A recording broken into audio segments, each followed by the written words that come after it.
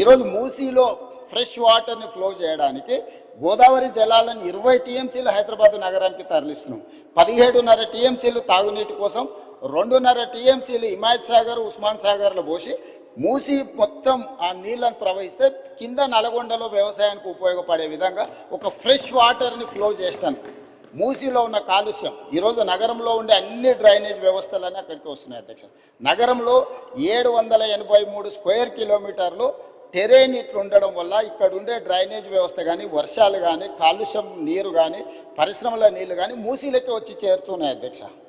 ఈరోజు ఈ డ్రైనేజ్ వ్యవస్థను మొత్తం అరెస్ట్ చేసి సివరేజ్ ట్రీట్మెంట్ ప్లాంట్లు పెట్టి ఆ వాటర్ని ట్రీట్ చేసి ఆ వాటర్ని కూడా హైదరాబాదు నగరంలో కన్స్ట్రక్షన్ పరిశ్రమలకు వాడాలని, ఇండ్లు కట్టుకోవడానికి, నిర్మాణానికి వాడడానికి, పరిశ్రమల నీళ్లు వాడడానికి, డేటా సెంటర్స్కు నీళ్లు చాలా అవసరం అధ్యక్ష.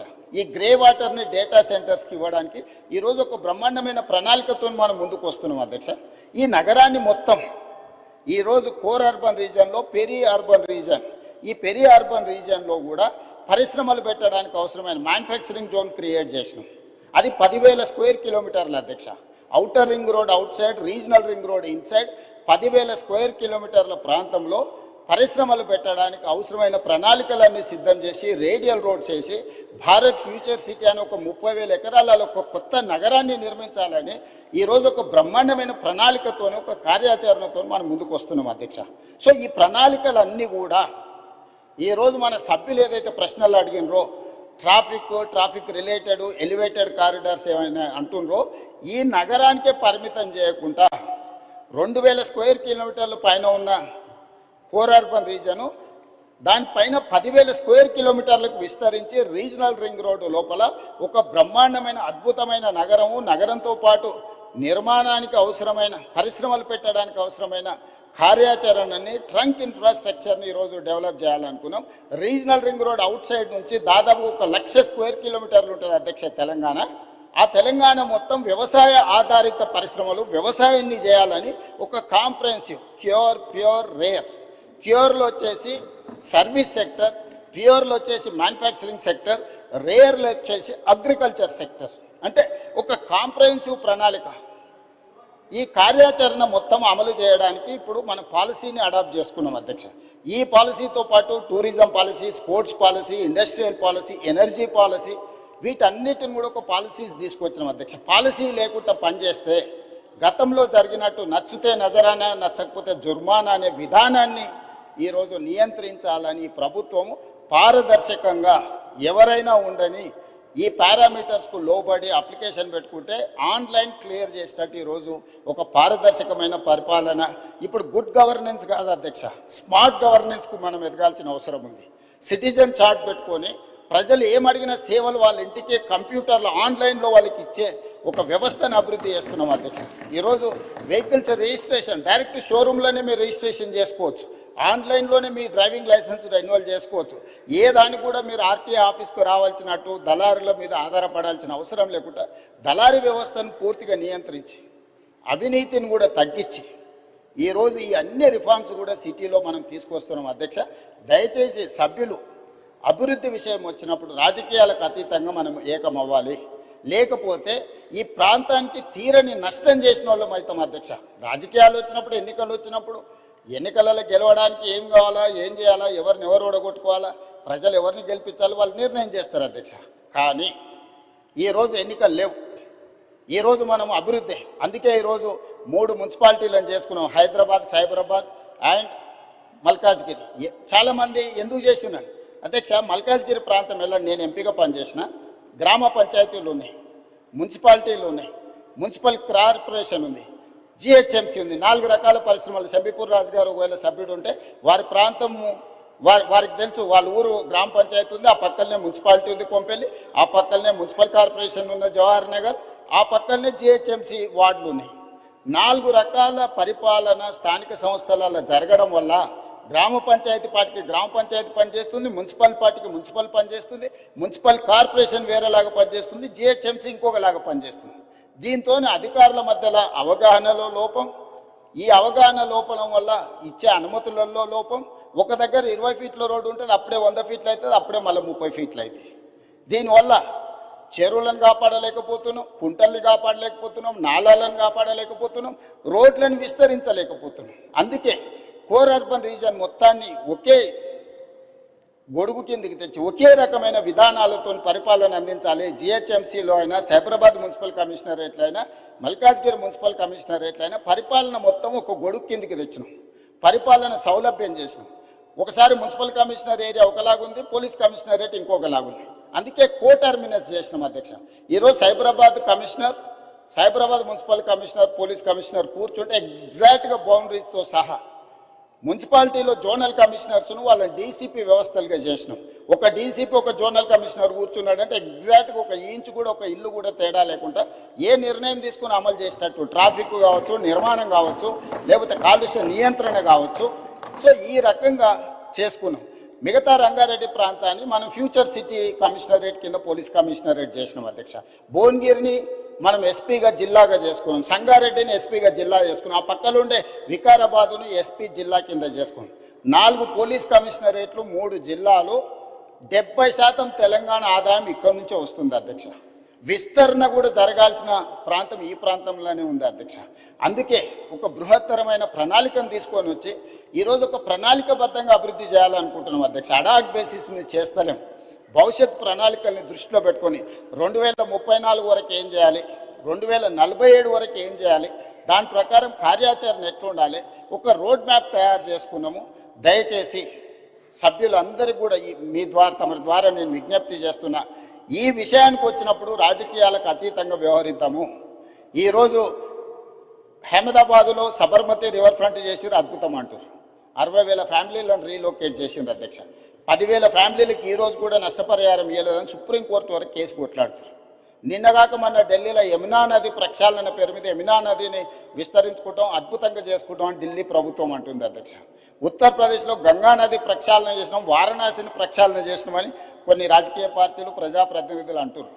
మేము ఎప్పుడు వాటిని వ్యతిరేకించలే. గుజరాత్లో సబర్మతి రివర్ ఫ్రంట్కి mayor from Congress, chief minister from BJP Narendra Modi, Congress mayor, Gujarat ముఖ్యమంత్రి నరేంద్ర మోడీ గారు ఇద్దరు కూర్చొని సబర్మతి రివర్ ఫ్రంట్ను పనులు చేయడానికి పునాది రాయేసి కలిసి పనిచేసింది అధ్యక్ష. సిద్ధాంతపరంగా కాంగ్రెస్కు బీజేపీకి పొంతన లేదు. కానీ అహ్మదాబాద్ మేయర్ కాంగ్రెస్ ఉండి ముఖ్యమంత్రి నరేంద్ర మోడీ గారు ఉన్నప్పుడు వాళ్ళిద్దరు కలిసి ఆ పని మొదలుపెట్టి ఈరోజు బాగుంది. నిన్నగాక మొన్న మా శ్రీహరి గారు మంత్రి గారు వెళ్ళి చూసి వచ్చిండ్రు. చామల కిరణ్ రెడ్డి ఎంపీ గారు నల్గొండ నుంచి, బీర్ల ఐలయ్య గారు, వీళ్ళందరూ పోయి చూసి వచ్చారు. అంతకంటే ముందు సిటీలో ఉండే మేయర్తో పాటు కార్పొరేటర్స్ని అందరినీ నేను అక్కడికి పంపించిన, కొంతమంది మిత్రులను విదేశాలకు పంపించిన, ఎమ్మెల్యేలను, మీకు సౌత్ కొరియా పోయి చూసిరా పోండి అండి. సో ఈరోజు నేను అనేది ఏంది అధ్యక్ష అంటే, హైదరాబాద్లో మూసీ నది ప్రక్షాళన చేస్తామంటే ఎందుకు ఇది రాజకీయ రంగు పులుముకుంటుంది?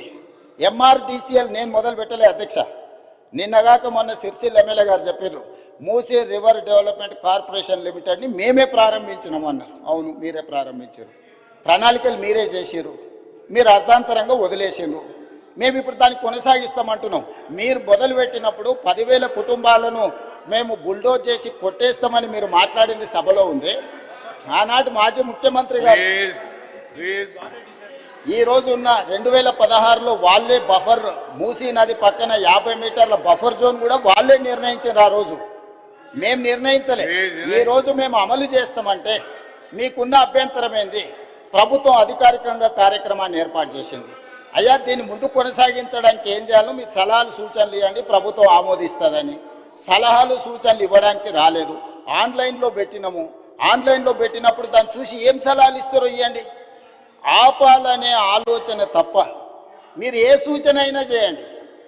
ఈరోజు మూసీ నది ప్రక్షాళన అత్యవసరము. నల్గొండ జిల్లా ప్రజల్ని ఒకసారి గుర్తు చేసుకుంటే ఎవ్వరు కూడా దీన్ని ఆపే ప్రయత్నం చేయరు.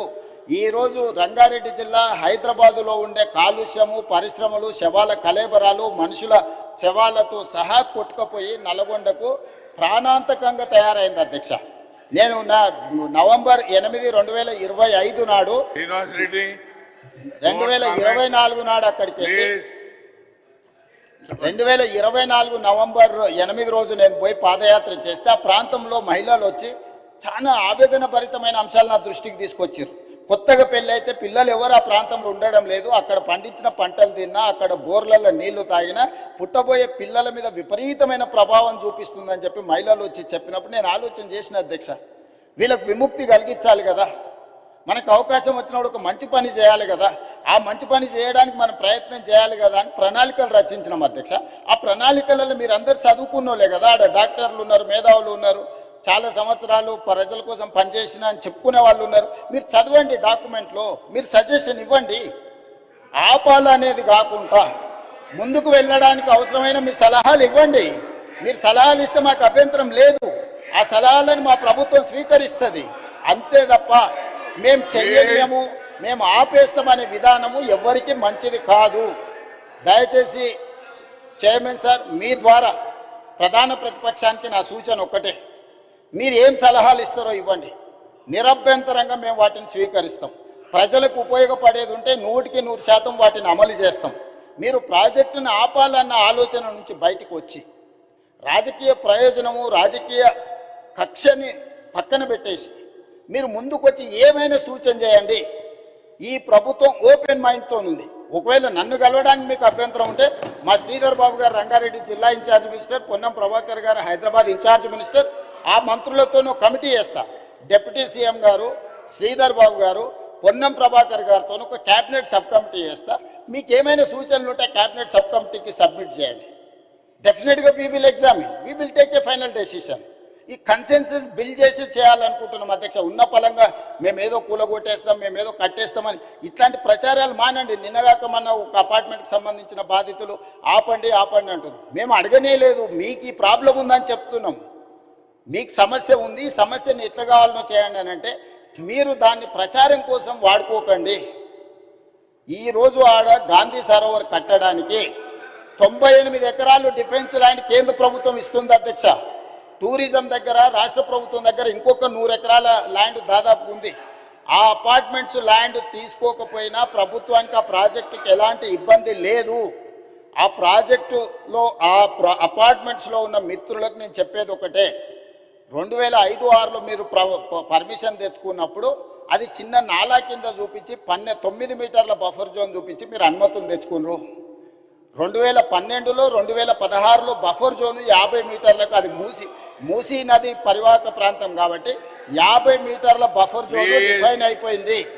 50 మీటర్ల ప్రకారం మార్క్ చేస్తే సగం అపార్ట్మెంట్స్ ఈరోజు బఫర్ జోన్లో ఉన్నాయి. రేపు భవిష్యత్తులో అది కొనుక్కోవడానికి అమ్ముకోవడానికి పనికిరాదు. రేపు భవిష్యత్తులో ఏమీ చేసుకోలేరు, మీకు నష్టం జరుగుతుందని మాత్రమే చెప్తున్నాము. వాళ్ళకి ఇష్టమైతే ఆ ల్యాండ్ ప్రభుత్వ అభివృద్ధిలో భాగస్వామ్యం ఇప్పుడు చేస్తే వాళ్ళకు నష్టపరిహారం ఇచ్చి ప్రత్యామ్నాయం చూపించడానికి మాకు అభ్యంతరం లేదు అధ్యక్ష. ఎవరిని నిరాశ్రయులను చేస్తలేము అధ్యక్ష. అధ్యక్ష నా సూచన ఒక్కటే అధ్యక్ష, నా సూచన ఒక్కటే,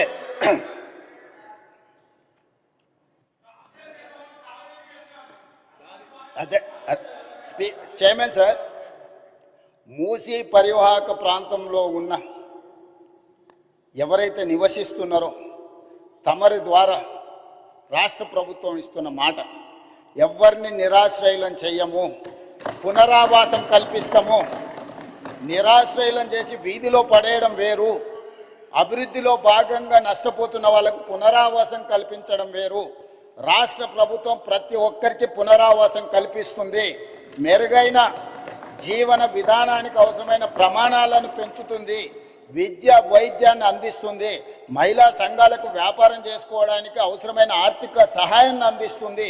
ఎవరిని కూడా నిరాశ్రయులను చెయ్యము. తమరి ద్వారా ఆ నిర్వాసితులని వీళ్ళు ఏదైతే వాళ్ళని ఉసిగొల్పుతున్నారో వాళ్ళకి నేను మాటిస్తున్నా అధ్యక్ష, ఏ ఒక్కరికి కూడా నష్టం చెయ్యము. మీకు మెరుగైన వసతులను ఏర్పాటు చేసి మిమ్మల్ని తరలిస్తాము. కాబట్టి ప్రాజెక్టు నిర్మించుకుంటూనే దానివల్ల ఎవరికైనా ఇబ్బంది కలిగితే వాళ్ళకి ప్రత్యామ్నాయ ఏర్పాట్లు చేద్దాం అధ్యక్ష. మీరు స్పష్టంగా సభ్యులందరూ కూడా మీరు చెప్పండి అధ్యక్ష. నేను మీ ద్వారా మూసీ పరివాహక ప్రాంతంలో నివసిస్తున్న పేదలకు నేను అష్యూర్ చేస్తున్నా, నేను అసెటైన్ చేస్తున్నా, ఎవరు రాజకీయ ప్రయోజనాల కోసం మిమ్మల్ని ఉసిగొల్పాలన్నా మీ భావోద్వేగాలను స్వార్థ ప్రయోజనాలకు వాడుకోవాలనుకుంటే వాళ్ళ ఉచ్చులో పడకండి. నేను అధికారులను మీ దగ్గరికే పంపించిన, మళ్ళీ పంపిస్తా, ప్రజాప్రతినిధులను పంపిస్తా. ఎంఐఎం పార్టీతో నేను చర్చించి ఎమ్మెల్యేలతో మాట్లాడినా. దాదాపుగా 7 మంది ఎమ్మెల్యేలు ఆ పరివాహక ప్రాంతంలోనే ఉన్నారు. ఆ పార్టీ అధ్యక్షునితో మాట్లాడినా, ఆ ఎమ్మెల్యేలతో మాట్లాడినా. బఫర్ మార్కింగ్ మూసి పరివాహక ప్రాంతాన్ని నిర్ణయించి, బఫర్ జోన్ను నిర్ణయించి, ఎవరెవరు బాధితులు వాళ్ళందరినీ కూడా ఏ రకంగా వాళ్ళకు సహాయం అందించాలో ఆ సహాయాన్ని అందించే బాధ్యత ఈరోజు ప్రభుత్వం తీసుకుంటుంది. కాబట్టి దయచేసి అపోహలు సృష్టించకండి, అనవసరమైన రాద్ధాంతం చెయ్యకండి. హైదరాబాదు నగరాన్ని అభివృద్ధి చేసుకుందాం. సభ్యులు ఒక మంచి ప్రశ్న అడిగినారు, అందుకే సుదీర్ఘంగా తమరి ద్వారా నగర ప్రజలకు, రాష్ట్ర ప్రజలకు వివరించే అవకాశం కల్పించినందుకు తమరికి ధన్యవాదాలు తెలియజేస్తున్నా అధ్యక్ష.